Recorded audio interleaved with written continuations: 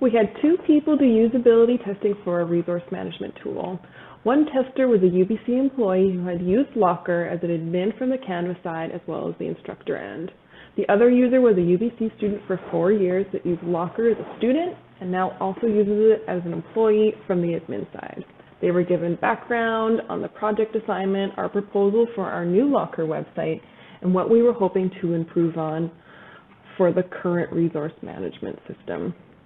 They were requested to review the website and compare with the current LOCR system to test for how intuitive, accessible it is, and its usability in general. We also asked them to be very open about what they liked and what they didn't like.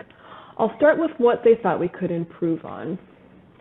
They thought that we could adjust the size of the blocks in the grid view if there are more readings, as it may be hard to see all the readings at once. The other one was add in a snippet of descriptive information in the resource list view. We already have it in the grid view, but they wanted to give the user an idea of what the reading is about. And sort by option for media type. Right now we only have author, tags, title, and date. What they liked, both of them really liked the grid function. That was the most liked improvement. They liked how it displayed the readings information all in one place. One referred to it as a sneak peek.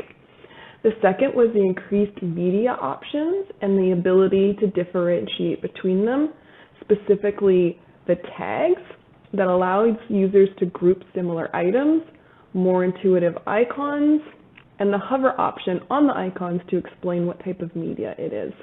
They noted the navigation was intuitive, simple, and effective. And both were excited about the idea of using AI down the line to suggest related readings.